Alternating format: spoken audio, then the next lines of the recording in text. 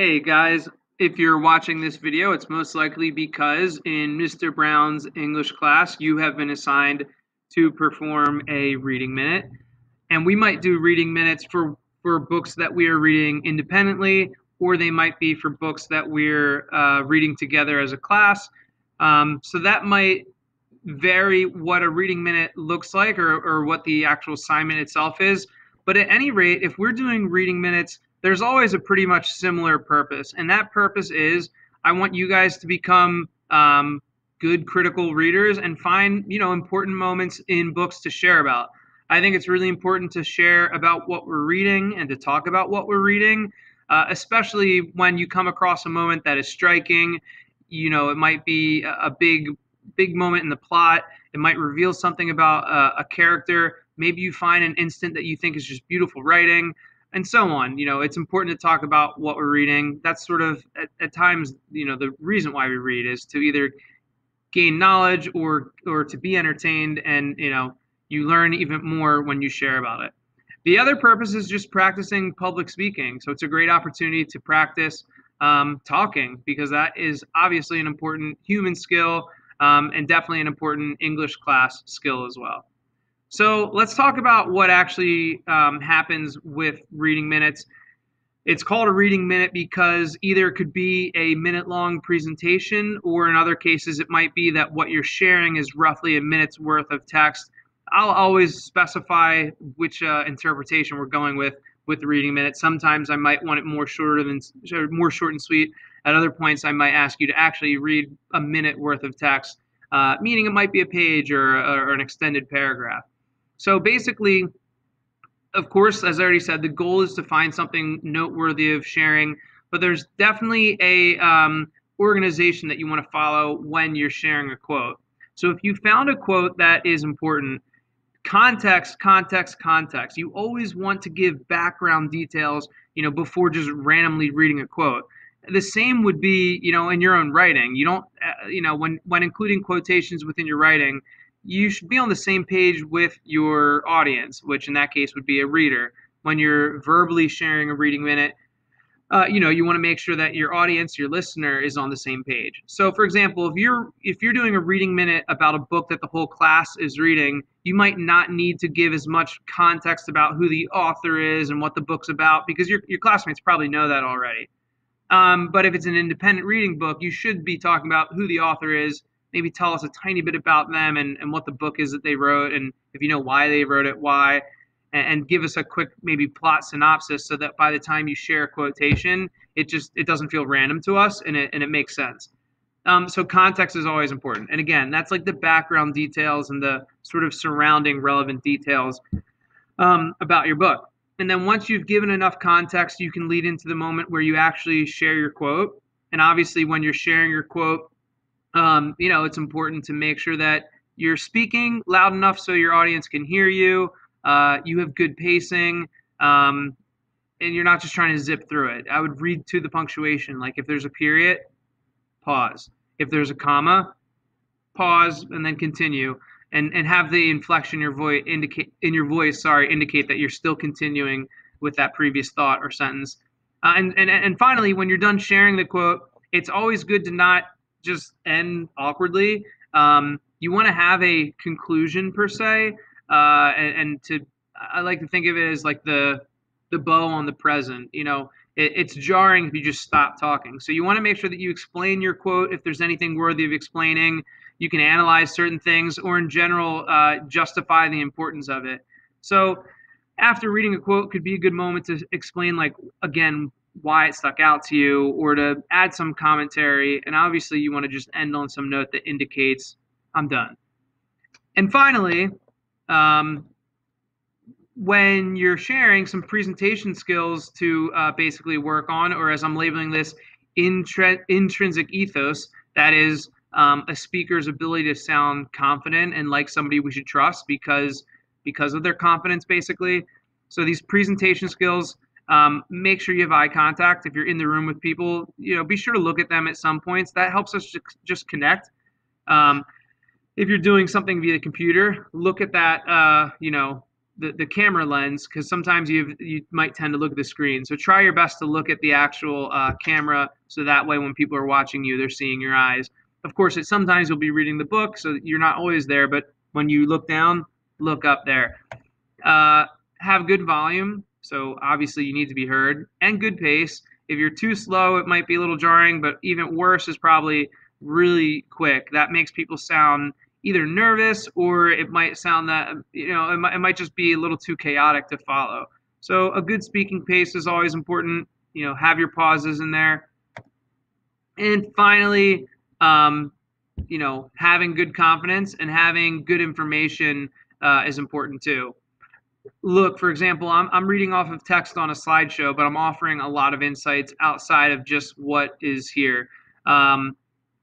If you're reading directly from a book and not saying anything else about it, or if you're doing if you're presenting in a situation where you have an actual presentation and all you know to say is what's on the physical slide, that sometimes takes away from your ethos, aka your credibility, because it makes it look like you don't know the topic well enough to add further insights. So definitely it's important to talk almost extemporaneously in a sense, so that it feels like you have some added info. So that's basically what a reading minute is. And now what I'd like to do is model one. So I'll model a reading minute from the book Animal Farm. So in this case, if I were sharing this book, it'd be because, or if I was sharing a moment from this book, it would be because my students are in the process of reading it. So in terms of doing all this stuff, sharing context, I probably wouldn't need to tell my kids this is George Orwell, because we'd probably be there at that point. So actually, let me pretend I'm a student in the class, and the class already knows who George Orwell is and what the book's about. I probably want to give at least enough context about what chapter I'm on. So I'll start kind of now modeling this. So one quote that really stuck out to me is found in chapter 5 of Animal Farm. And this narration is all going to be about Squealer. And the moment that I'm sharing is when Squealer is basically lying to or gaslighting all the other animals. In chapter 5, Snowball is run off the farm, and Napoleon basically takes over as the sole leader of the farm, with Squealer as his right-hand man, or almost his mouthpiece. Or maybe I should have said his right-hand pig. But the moment I'm going to share is where Squealer is essentially explaining to the other animals that everything they've thought they've known about Snowball was a lie. But the reason this is so important is because really what's happening is Squealer is lying to the animals, and he's gaining control for him and for Napoleon. So I'm going to read it's the last paragraph of chapter 5. That evening, Squealer explained privately to the other animals that Napoleon had never, in reality, been opposed to the windmill. On the contrary, it was he who advocated for it in the beginning, and the plan which Snowball had drawn on the floor of the incubator shed had actually been stolen from among Napoleon's papers. The windmill was, in fact, Napoleon's own creation. Why then, asked somebody, had he spoken so strongly against it? Here, Squealer looked very sly. That, he said, was Comrade Napoleon's cunning. He had seemed to oppose the windmill, simply as a maneuver to get rid of Snowball, who was a dangerous character and a bad influence. Now that Snowball was out of the way, the plan could go forward without his interference. This, said Squealer, was something called tactics. He repeated a number of times. Tactics, comrades, tactics, skipping around and whisking his tail with a merry laugh. The animals were not certain what the word meant, but Squealer spoke so persuasively, and the 3 dogs who happened to be with them growled so threateningly, that they accepted his explanation without further questions. And the reason that moment stuck out so much to me is it was such a solid end to a chapter where there was already a number of hints that something sketchy was happening with the pigs, especially since Napoleon made a high-pitched noise that brought the dogs running out, and then they basically chased after Snowball and let him off the farm. And we're seeing now, the very end of this chapter with the dogs growling next to Squealer. He has this physical threatening presence, these beasts basically with him, so that even though he's lying, the animals are going to resist questioning him.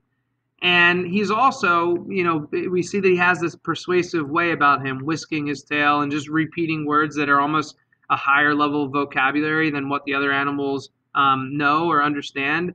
And this is one of these, I think, big turning point moments in the book where the fact that Snowball's gone now shows us the path the animals are taking is one of much more of almost a dictatorship, basically, where the other animals' input doesn't matter as much anymore, and we'll see that in future chapters.